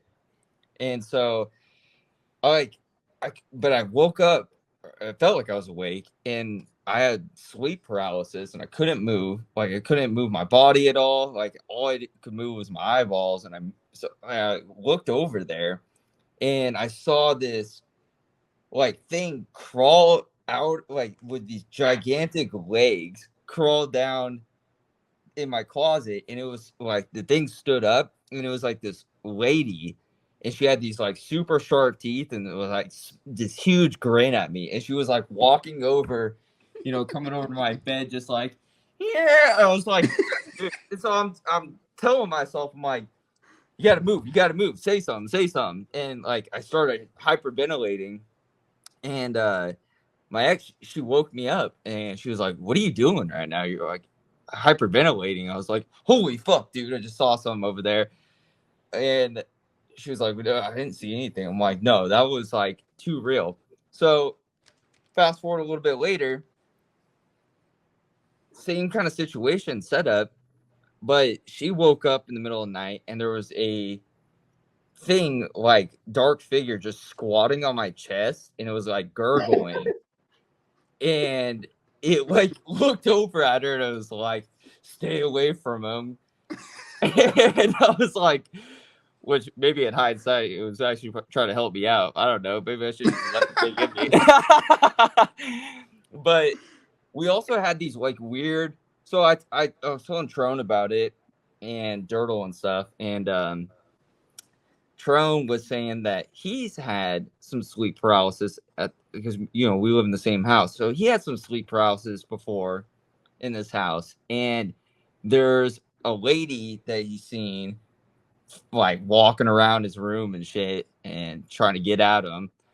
But the weirdest part was I had Jazzy come up and Christian, and we cleansed our house and everything. And I was like, dude, we got to get rid of this, like whatever this is. So I literally, like, we walked around the entire house with some sage, and Jazzy was throwing shit around, and it was just like a whole on ritual going on. Well, I didn't feel anything anymore. I was like, yeah, good energy in here now. But our roommate, Truckman, who you've heard about at this point, good old Truckman, he's the type of dude like you. He's like, he doesn't believe in any of this shit. He's just like, you know, if I see it, then okay. So he, not too long after, he woke up in the middle of the night and he was looking over his doorway, and his door was wide open, and there was just like a person standing there, and it was like dark, so he couldn't really see it. And he was like, what the hell? So he thought it was Diz. He's like, Diz, what are you doing? And it didn't answer him. It's just standing there staring at him. And he's like, Diz, get the fuck out of my room. And the thing just like closed the door on it. So Truckman got up, went over to the door, opened it up, wasn't there. So he asked Diz. Sounds like he had a nightmare, dude. Diz also has had issues with sleepwalking and stuff before. I've had that motherfucker standing at my door, like hunched over, just like in his boxers. I'm like, dude, you're freaking me out. If you don't get out of here 20 seconds, I'm gonna kill you. It's like you're done, dude. I'll fuck around with that. It's like a zombie. As soon as you're turned, you're done, dude. I'm blasting you in the head. It's like there's no coming back. You're done. Yeah, but anyways, we asked Diz. Diz, of course, said like, no, I was fast asleep, and I'm like, okay, just interesting. But yeah, so we had a little bit of paranormal. Sounds like you guys have had a lot of nightmares in there. I mean, or some sleep paralysis, like. And sleep paralysis. Oh, yeah, it's a. I mean, because that's a real thing. Like, you hallucinate when you're doing that. Like, yeah, I never want to experience it again. It was one of the most frightening points I've ever had. Well, luckily you burned some fucking grass in your house. Well, apparently, like, demons feed off of sexual energy too, and I just stopped having sex. And so no, they don't, Dylan, because they're not real. Well, somebody told me that. Keep fucking. What about jerking? It's just over there Your watching. Jerk demon came and saw you in the night. It's like I'm pounding my pun, and it's over at the corners pounding his pun. Yeah, pound that shit. No, that's just Diz, Dylan. Diz is over there fucking. I know. Crank that hog. Well, dude, the one time that Diz like did that sleepwalking thing, it was like 10 minutes before my alarm went off for work, and I just hear my door slowly open up, and I was like, "What the fuck?" And I immediately knew it was Diz, but he was like in his boxers, and he was just like hunched over like this, and that's when I was just like, "Dude, get the fuck out!" And then he just turned around and left. But he was telling me that he had a dream that night, and he was like, dude, I was doing like a full-on sprint of our spiral staircase, and I'm like, Jesus Christ, how do you do that? Like, I imagine him just in the middle of the night, just sleepwalking, just fucking sprinting as fast as he can up the stairs. And the fucking staircase, dude, is like the stairs are like this fucking big. Yeah, it's like metal round staircase. So I'm like, you could easily just fucking break your leg on that thing. But imagine getting up for like a glass of water or something, and you see Diz just like sprinting up and down the stairs in the middle of the night. He just went to do the house, standing there in the corner, just running the other way. But I was like, Diz, if I see you again like that, I imagine him just being like up on my ceiling up there, and his head just spins around at me. And he's got a big old prostate stimulator just shoved. He's like, I'm here for your hole. I didn't bring lube. Man. Well, anyways, all right. So you don't believe in the paranormal? That is interesting. Not at all. Yeah, I thought you would. Okay. No, a man of science. I can appreciate that. All right, boys. Well, let's get on to the matchup. Yeah, get to the matchup. The spookiest matchups this week. All right. Yeah, we don't have I'm on dirty the ones and the soccer. twos, so let me get going here. My screen's still showing? Yes, Sure sir. is. Perfect. All right, what we got first?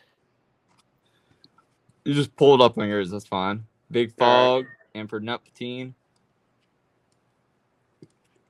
I can barely even see the screen, so I'll have to just read them off or whatever. Okay, so Jalen Hurts first, Caleb Williams, Chuba Hubbard, Bucky Irving. Actually, James- I changed my mind. I can kind of see it. We don't need to Okay, read thank them the all. Lord, because I'm not going to read the matchups either. That's a pain in the ass. Well, Don't you have your phone? oh yeah.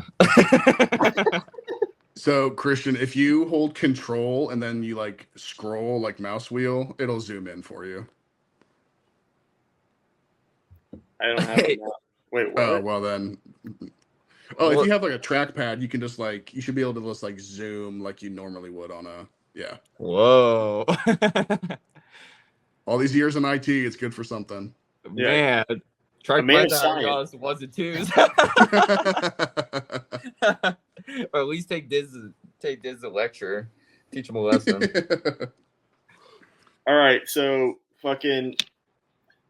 I'm Oh. going with you. I'm going with you, Red. Do Okay, you have well, any let me do this real quick. Okay, we were going to incorporate this too a little bit because Dylan and I like this, like the start and sit accuracy. So I'm averaging 100.45 points. Nuts actually averaging 100.44. So we're separated by 0.01 points per game. Mhm. I have an 87.6% rate of starting accuracy, and Nut has 86.1. The Okay. averages Well, are really close, though. That's cool. Yeah, it's actually. Look, I think that's the closest that I've ever seen it. Because Dylan It's like right on and the money. Jesse were pretty close recently too. But it was like a little bit. It wasn't that close. Yeah, it's pretty wild how close it is. I'm sure it does have to be. I wonder how close you guys end at the end of the year. Well, the reason why, dude, is literally there's been 8 games played. Right, I've scored 0.08 more points than him. That makes sense. Yeah, Red, I'm going with your team, dude, and it's just mainly the Hogs. What about You Cedric have- Tillman, dude? I don't care about Cedric. I'm not a Tillman. believer. I actually saw that he's like on a couple websites that he's like the number one waiver pickup. Look- I'm like, I don't know Look who at the this, fuck this Jerry. is. We got a couple Cleveland wide receivers against each other. That's what fucking Wow. old King Crab will do to a motherfucker. I do like Yeah, that crab.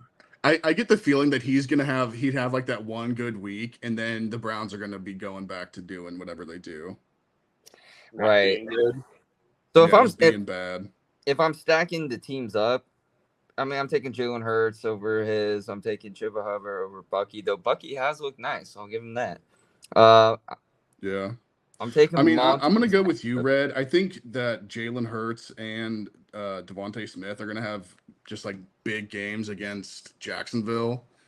Like I Mhm. think, like kind of how like you say like my team goes, how Derrick Henry goes. I kind of feel like your team is gonna go where Jalen Hurts takes you. Like Yeah. if he continues to have big games like he had last week, it's like I think that's gonna propel you pretty far. Yeah, it definitely makes you stand out more. That's for sure. I Plus- don't like playing against 2 fucking Lions running backs back to back because that fucking team is annoying. Yeah. They're on a tear right now. They're something Yeah. All right. So, can you write this down, Red? Oh Maybe. fuck. Okay. Hold on. I can actually do it. Okay. So, Yeah.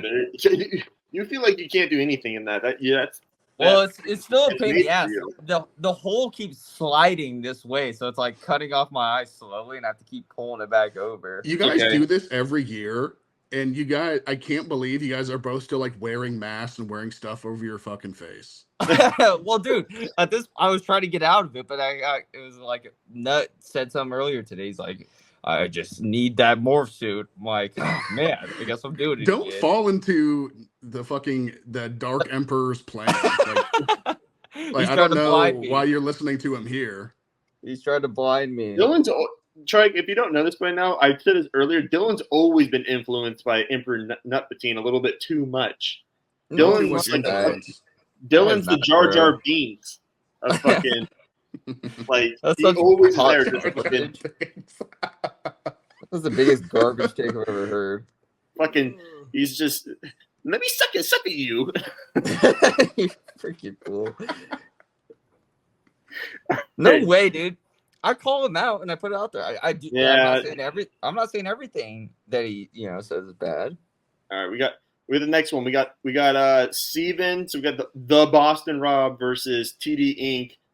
Brian. Brian should change his name because he's actually been scoring some touchdowns recently. I feel like before it was like no, it doesn't need to change his name. All it is the stocks are rising for TD Inc. Yeah, really. Buying Investors the shares. are pleased. Yeah, good return on investment here. Okay, so this one hasn't been updated yet because we got Najee Harris still in here. Yeah. And So Brian doesn't have a quarterback now. Yeah, it's tough. Like, he dropped both of his quarterbacks. So I don't know who he's going to pick up, but I think Calvin wins this one, but I think this one's actually going to be close. Cool. So So then you Calvin's think. going to put Ramondre in. Yeah.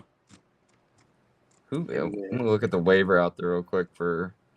I mean, there's some decent quarterbacks to be had. I mean, honestly, I think Nuts said it on the Podly, but this year it seems like there's more QBs that are viable options that you can just go grab Brian. off the waiver. To pick up Joe Flacco, buddy. Best thing I ever did that one week. Just fucking shit on old Dizzle for me. I get the feeling that's probably where he's going to go. Like, I think Flacco is still a decent quarterback to have. Yeah. Well, it's like you can go Matthew Stafford. If you want to do Yeah. Aaron Rodgers, you could do that too. Ew. But Please I'm don't get taking- Aaron Rodgers. I'm going to take Calvin. But Yeah.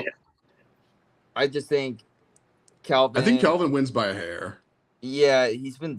So what's his start sit percentage? Let's see, 91.9. Yeah, that's pretty good. Over Yeah. 88.2. And he's And like, he has averaging- good wide receivers. Like, I think that's going to be a little too much for Brian. Yeah, Cal's essentially averaging 105 points per game, and then you got Scheimer, who's right around 87. He's brought that up quite a bit with the acquisition of Bijan. So I think, I forgot that I get a pick in this one too. Yeah, I probably could go with Boston Rob here, Steven. Just based off of, but his matchups are actually pretty dog shit. Yeah. But for Brian, I mean, I like what I'm seeing. That's good shit there. When Buffalo plays Miami, that's big points for Brian.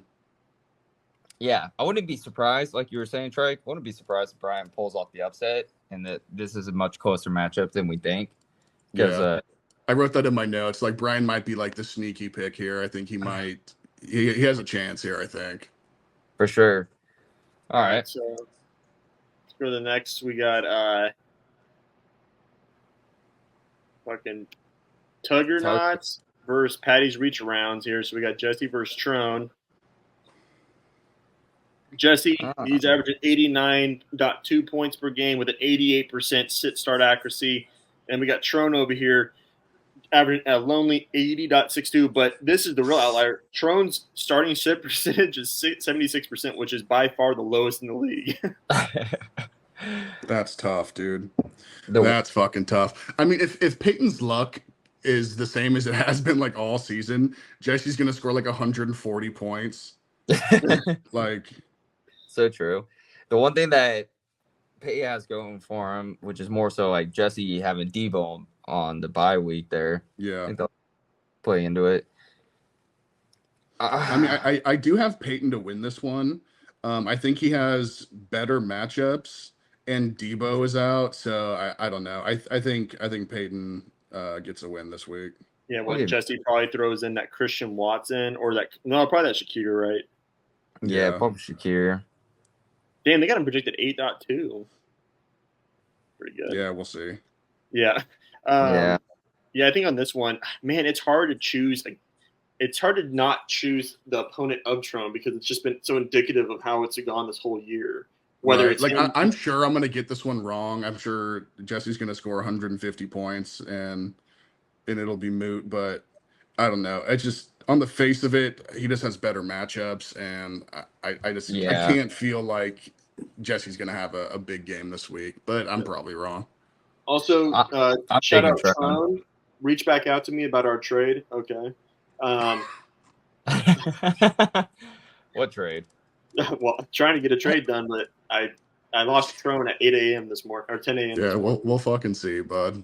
But yeah, I'm going with Trone on this one. I think if we look at it matchup wise, he got better matchups. And if he starts the right wide receivers, they should do something. So, yeah, I guess that's the tricky spot. And I think Achane is his stock is going up now that Tua's brain is unscrambled for the moment. So yeah. Well, let's take a pause real quick. And did you guys find it interesting that Nutt was basically saying that Trone is one of the guys that's looking to get a keeper when he has Achane that's like what $24 next year? That's what I'm saying. That's analysis on the keeper. Like, isn't that? I know that's like a little bit higher for compared to everybody else's, but Achane, like, we see what he does with Tua. If Tua's around, like, fucking that any running back on that team's worth $4, you know.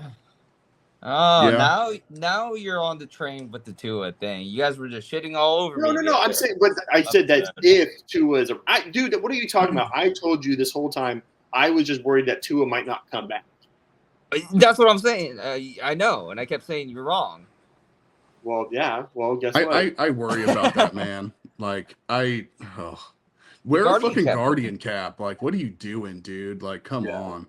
It looks real dumb, but it's gonna save your life. But the thing, it doesn't look that dumb, and it doesn't look dumber than not being able to use your brain anymore. It turns out your brain's fucking important, dude. Like, I don't know, man. Brandon needs to like write a letter to like someone. Did you see that comment he made about something? He's like, I'll play football until I die or something. They're like, what? Yeah, well, you're fucking gonna. Yeah, watch that. All right. So it looks like we all took Trone on that one. Yeah. All right. We go to the next. We got Chasing Joe Dreams. So 3OD versus Pipsqueak Dork. Girlfriend has bigger or what, PP or something. So that's obviously B-John there. Dylan, I have to think you were fucking pretty stony baloney when you came up with that one. I was texting you. Yeah, I had all intention of like coming up with something very clever and everything, and then I was so dog tired when I got home from work yesterday. I passed out during the game, didn't wake up till like the fourth quarter, and I was like, "Oh shit, it looks like I'm about to have the highest score." And I just took a fat rip, and I was just so out of it. I was battling the character count for a while. I'm like, God damn it, man! I was like, I can't. I wanted something with like Napoleon complex or something like that in there, you know. But at the end of the day, it's just Tito's got a bigger pee-pee than him. And he's a pipsqueak dork. I just like saying dork, too. Dork's a good one. Dork. Oh, God. So I'm choosing Cody here. I hate Brandon's wide receivers. Like, me and Cody have been telling him for weeks now that he has to do something there, and he just doesn't seem to want to or can't make it happen. Like, I don't know. And Brandon doesn't have Kittle this week. And Burrow and Jamar Chase are playing the fucking Raiders, so they're gonna score big there, I think. So, dude, I don't need to hear any more. I'm taking COD as well. I think B-John's due for some regression. This is my favorite matchup this week, though. This is a good Cali matchup, right? Like, what we got COD averaging 98.9 points. We got B-John's right behind him at 94.2, and they're pretty close start-sit accuracy here. You know, COD's at 90%, and you know, B-John's is at 89. So they're pretty even on all the spectrums. Yeah. And George I wouldn't Kittle, be surprised if this was a close one. George Kittle, though, I mean, that's a low-key big loss this week for B-John's number one tight end. He's been teaching lately. Oh yeah, I'm going with COD on this one. He makes a comeback. I fucking shattered his dreams last week by outscoring 117 points, which was hilarious. But he's gonna make. Yeah, that's tough. I mean, whenever you score like 115 plus, you're expecting to win. That's what I'm saying, dude. This year is wild with point scoring. Like 115 in years past was basically a 98% lock of you winning. But this year, I feel like that's not the case, man. We have somebody scoring over 120 points at least every week. Yeah. That's facts. All right. Okay. Next one we got Trike, the 3-wheeled war machine, rolling into Dirty's Diner's parking lot, which is ran by Dizzle here, serving sloppy joes. Sloppy. Extra slop. And also, yeah, there's no ones and twos today, but yeah, Dirtle, good win, bud. Good win. You finally did the trade that we talked about, and it fucking propelled you to a W. But expect Calvin Ridley to come back to earth, bud. Yeah. Yeah. I guess I can't pick my own team here, but I mean, come on. Yeah, I'm not gonna spend much time on this one. I'm going Trike. And Dirty, you had a nice game last week. Good to see you got some life, but I mean, You did.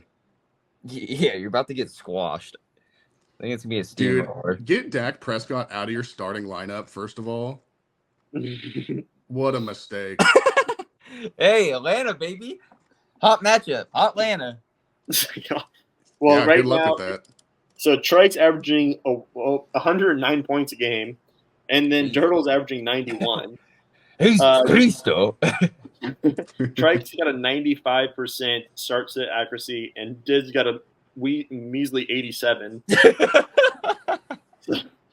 So it's pretty uneven in all facets. Well, Did's got to find Mouse in the house. He's got to find a defense this week, so we know he's going to blow at least $40 on a D. But, does he even have any money anymore? I don't know. Oh, yeah, he may not, actually. He has $7 in Fab. Well, I need a defense too, so Maybe I should just go pick up several defenses this week. Well, I need to pick up one, so don't worry. I'll be stealing one from him. And there's not a lot of great options on the wire right now. No, there's a lot of dog shit. And I don't even trust the ones that are on the wire right now. That game could be an absolute shit show. Oh, yeah, the Tennessee-New England game is going to be a fucking mess. Who knows how that'll go. Yeah, so Dylan, we're both going with Trike on this one, it looks like. It's pretty. Yep. But good, good work, Diz. You got to win, bud, and you got your point average up a little bit. That's good. Well, yeah, and also, at least he's got some new blood to be working with that can do some stuff. All right. Next one we got is the Dirty Roach Mongers. Dill versus the J-Den, which obviously Baby J here. Let's see what we got here matchup-wise. We got – where the fuck are you? So, Dylan, you're averaging 97 points.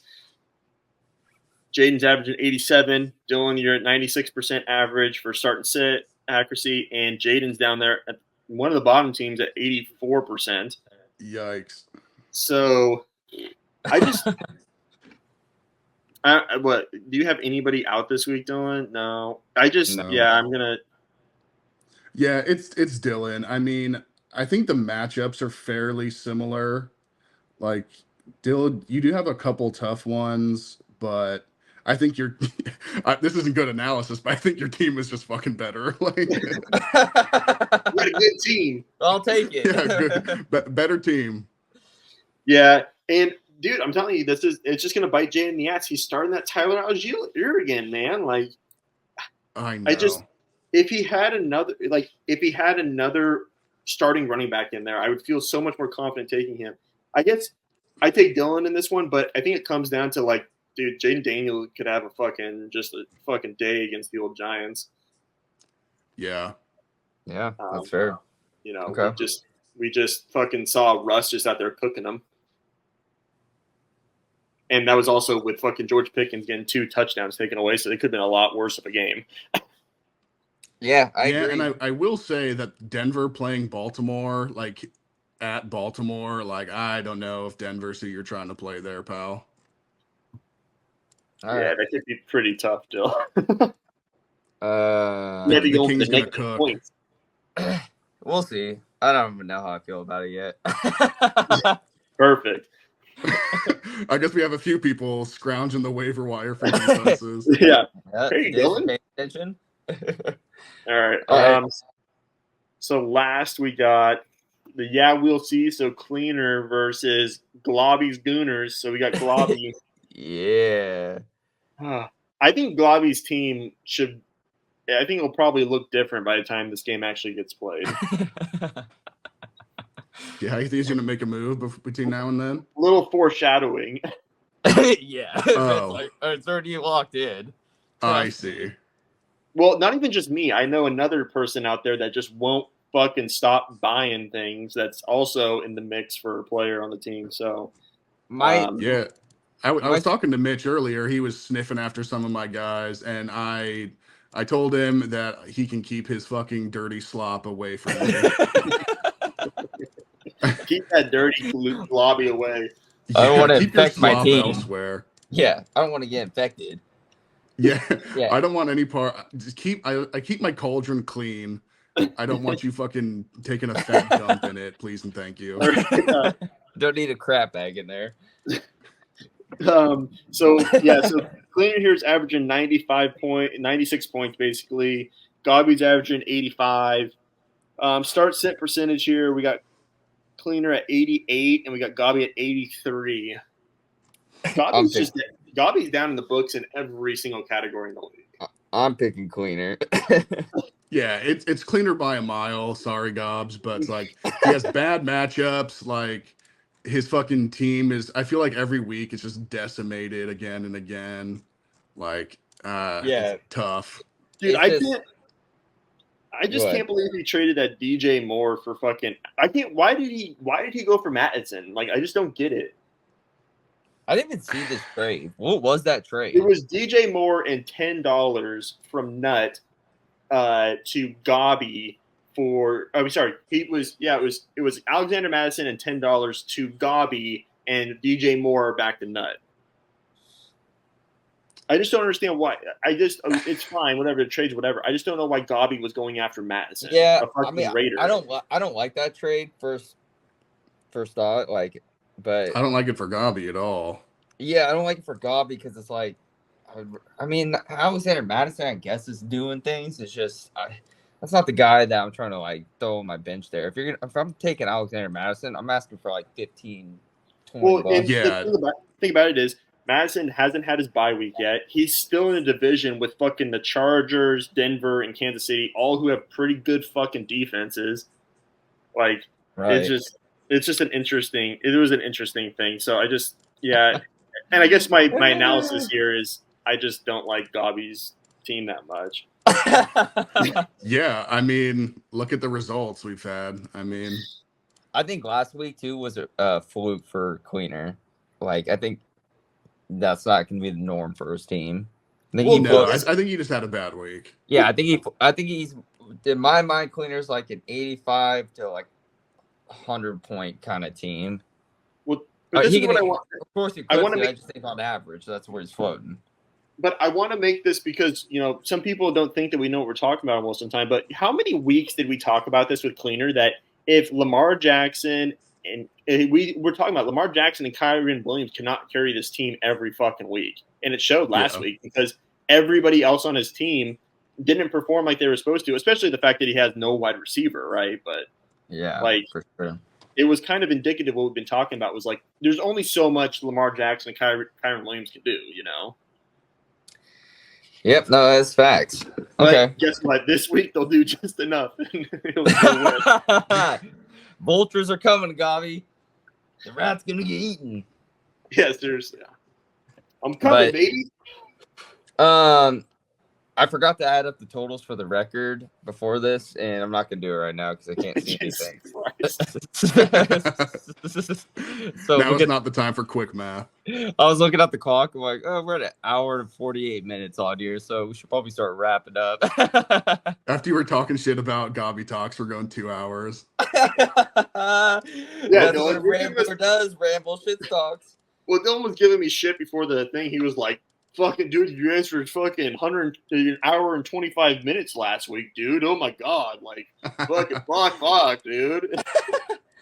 Dude, I'm stuck in this goddamn morse show. I can't. Yeah, you live in that thing now. You and your sleep paralysis, dude.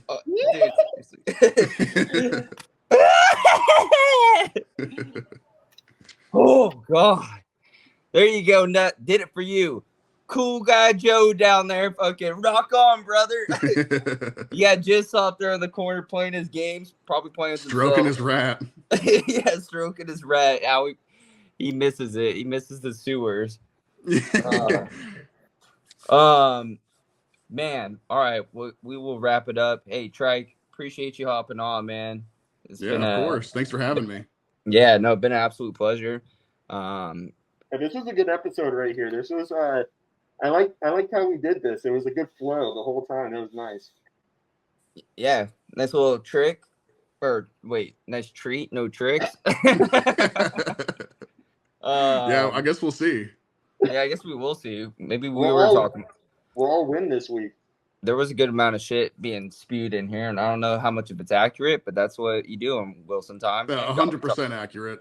Yeah, it's all rambling anyway, so that's just how we roll. But week 9, yeah, now's the time, boys. Fucking put up or shut up.